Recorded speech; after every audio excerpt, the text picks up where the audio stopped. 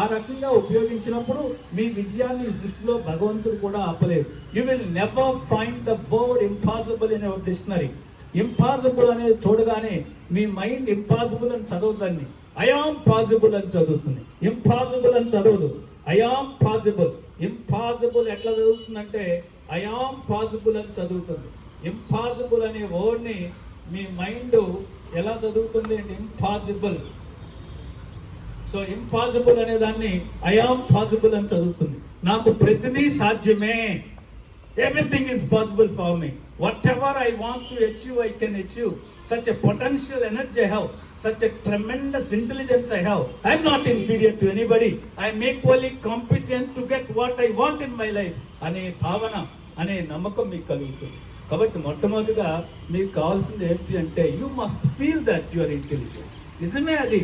మీ మెదడు బరువెంతో స్వామి వివేకానంద మెదడు బరువంతే, మీ మెదడు బరువెంతో సివి రామన్ మెదడు బరువంతే. ఈ దేశంలో మొదట నోబెల్ బహుమతి గ్రహీత సివి రామన్, ఆయన అలానే రవీంద్రనాథ్ ఠాగూర్ మెదడు బరువంతే. ఆయన సైన్స్లో మొదటి నోబెల్ బహుమతి అయితే సాహిత్యంలో మొదటి నోబెల్ బహుమతి భారతీయుల్లో రవీంద్రనాథ్ ఠాగూర్. ఆయన మెదడు బరువెంతో మీ మెదడు బరువంతే. వారు అద్భుతాలు సృష్టిస్తే నేనెందుకు సాధించలేను, నేనెందుకు చేయలేను? కాబట్టి బేసికల్లీ యూఆర్ ఆల్ ఇంటెలిజెంట్. కాకపోతే మరి A+B² స్తోత్రం చెప్పలేనాడు. 2 నెలల తర్వాత సినిమా ఎలా చెప్పాడు? వాడి తెలివితేటల్ని సినిమా చూడటంలో ఉపయోగించాడు, సినిమాను గుర్తుపెట్టుకోవడంలో ఉపయోగించాడు, సినిమాను చూసి ఆనందించడంలో ఉపయోగించాడు. మరొకడు చాటింగ్. ఈవేళ సాంకేతికంగా వచ్చిన మార్పుల పర్యవసనం. మరి సెల్ ఫోను ఎంత ఉపయోగమో అంత నష్టం కూడా. ఎప్పుడు కూడా సెల్ ఫోన్కి మీరు బానిస అవ్వకూడదు, సెల్ ఫోన్ మీకు బానిస అవ్వాలి. కానీ మీరు ఇవాళ జరుగుతున్నటువంటిది ఏంటంటే విద్యార్థులు సెల్ ఫోన్కి బానిస అవుతున్నారు. అంటే ఆ సెల్ ఫోన్లో చాట్ చేయకుండా, ఆ సెల్ ఫోన్లో ఏదైనా విషయం చూడకుండా ఉండలేని స్థితికి మీరు వెళ్ళిపోయారు. అంటే you are addicted to mobile phones. You have become a slave to mobile phone. Cell phone అనేటువంటిది, మొబైల్ ఫోన్ అనేది కేవలం సమాచారాన్ని చేరవేయటానికి మాత్రమే వాడుకోవాలా? లేదు, మీకు తెలియని విషయం ఆ మొబైల్ ఫోన్లో యూట్యూబ్ ద్వారా, లేదు ఒక ఎక్స్పర్ట్ చెప్తున్న పాఠం ద్వారా నేర్చుకోవడానికి ఉపయోగించాలి. అంతేగాని ఆ సెల్ ఫోన్ దగ్గర పెట్టుకుని ఆ గేమ్స్ ఆడటం, సెల్ ఫోన్లో గేమ్స్ ఆడటం, సెల్ ఫోన్లో చూడకూడని విషయాలు, చూడకూడని పిక్చర్ చూడటం, ఇలాంటి వాటికి అలవాటు పడిన రోజున మీ విజయాన్ని మీరే చేతులా పాడు చేసుకున్నారు. మీ అపజయాన్ని ఎవరు అంగీకరిస్తున్నారు? మీ యొక్క డౌన్ఫాల్ని మీరే ఆస్వాదిస్తున్నారు, మీరే ఆహ్వానిస్తున్నారు, మీ గుంట మీరే దవ్వుకుంటున్నారు. కాబట్టి నేను చివరిలో చెప్తాను. కాబట్టి మన తెలివితేటలను ఎట్లా వాడుకుంటున్నాం అన్న దాన్ని బట్టే మన అభివృద్ధి ఆధారపడి ఉంటుంది. మన తెలివితేటలను సరి అయిన రీతిలో సక్రమంగా వినియోగించుకున్నారుగా మీరు గుర్తించాల్సింది ఏమిటి అంటే I am intelligent, I feel intelligent, I'm not inferior to anybody అని మీరు గుర్తించాలి. Now come on, tell me how many of you feel that you are intelligent? Raise hands. Good number. మీరు అందరూ తెలియగల వాళ్ళని మీరు నాతో అంగీకరించినప్పుడు your worthy goal is to get state first rank. దాన్నే మనం ఏమన్నాం అంటే ఏమని చెప్పుకున్నాం. Now can you set a goal of getting state first rank? Yes are no? So okay, now after agreeing with me that you are all intelligent,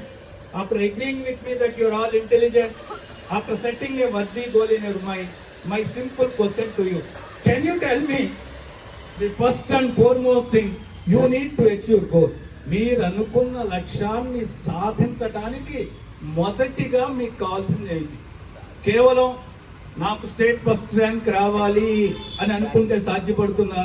భగవంతుడా నాకు state first rank తెప్పించు అని ప్రార్థన చేసి గుడికెళ్ళి 101 టెంకాయలు కొడితే భగవంతుడు కూడా హెల్ప్ చేయలేదు. అది ఎలా ఉంటుందంటే గాలిలో దీపం పెట్టి భగవంతుడు ఆరిపోకుండా చూడంటే భగవంతుడు కూడా ఏం చేయడు, ఆరిపోతుంది. కాబట్టి మన ప్రయత్నం లేకుండా, మనం శ్రమించకుండా మనం భగవంతుడు కూడా మీకు సహాయం చేయడు. శ్రమించే వాళ్ళకి మాత్రమే భగవంతుడు సాయం చేస్తాడు. కష్టపడే వాళ్ళకి మాత్రమే భగవంతుడు సాయం చేస్తాడు. కష్టపడే అందరికీ చేయడు. ఎవరైతే లేకుండా ఏది సాధ్యపడదు. కష్టపడాల్సిందే. ఓకే, ఆ కష్టాన్ని ఇష్టపడి కష్టపడాలి. నేను ఒక లక్ష్యం కోసం కష్టపడుతున్నా. ఆ లక్ష్యం సాధించిన రోజున నాకు జీవితంలో ఏం కావాలంటే అది లభిస్తుంది. నేను ఎట్లా బ్రతకాలంటే అట్లా బ్రతకొచ్చు. నేను 10 మందికి సాయం అందించగలను. మా తల్లిదండ్రులు ఇంతకంటే బాగా ఉన్నతంగా బ్రతికించగలను. కాబట్టి దానికోసం నేను కష్టపడాలి. ఇంతకంటే బాగా బ్రతకటానికి, ఉన్నతంగా బ్రతకడానికి నాకు చదువు అనేది అవసరం. దానికోసమే నేను చదువుకుంటున్నా, కష్టపడుతున్నా అనే భావన మీలో ఉండాలి. ఓకే, కాబట్టి మీరు అనుకున్న లక్ష్యాన్ని సాధించడానికి మొదటిగా మీకు కావాల్సింది ఏమిటి? చదివేరా? ఆ చదువులో సాధించడానికి మీకు కావాల్సింది ఏమిటి? Hard work. ముందే చెప్పాం కదా, without hard work nothing is possible. Design వల్లే కదా మీరు గోల్ సెట్ చేసుకున్నారు. Right, come on, speak out. పట్టుదల, అగ్రీ. ఇంకా ఏమా? ప్రాక్టీస్. ఇంకా కాన్సన్ట్రేషన్ ఉంది కదా, కోరిక వల్ల వచ్చేసింది కదా. ఇంకా డిసిప్లిన్. మీకు 5 డీలు కావాలి మీ జీవితంలో ఉన్నత స్థాయికి వెళ్ళడానికి. అది నేను చివరిలో చెప్తా. Discipline is one among them. Behaviour. ఇంకా అన్నిటికంటే ముందుగా కావాల్సింది ఏమిట్రా? మీ మీద నమ్మకం. ఎవరు చెప్పాడా నమ్మకం? Give him big hand. So the first and foremost thing you need is having a belief in our capabilities. Hello, what we call it as self-confidence. మొట్టమొదటిగా మీకు కావాల్సింది ఏమిటి అంటే మీ మీద మీకు నమ్మకం. సో అది ఎక్కువైతే దాన్ని ఓవర్ కాన్ఫిడెన్స్ అంటారు. లో సెల్ఫ్ ఎస్టీమ్ ఆర్ లో self confidence, over self confidence. 3 ఉన్నాయి ఇందులో. ఆ మొదటిది ప్రమాదమే, చివరిది మధ్యలోదే మనకు అవసరమైన ఆత్మవిశ్వాసం. అందువల్లే నాకు తెలుగులో చాలా ఇష్టమైన వాక్యం ఒకటి ఉన్నది, అది చెప్తాం. మీరు కూడా ఎప్పుడు గుర్తుపెట్టుకోవాలి. ఏమిటంటే, ఆత్మవిశ్వాసము నీ ఆయుధమైతే విజయము నీ బానిస అవుతుంది. ఆత్మవిశ్వాసము నీ ఆయుధమైతే విజయము నీ బానిస అవుతుంది. ఎవరైతే తమ మీద తమకి నమ్మకంతో పనిచేస్తారో, ఎవరికైతే ఆత్మవిశ్వాసం మెండుగా ఉంటుందో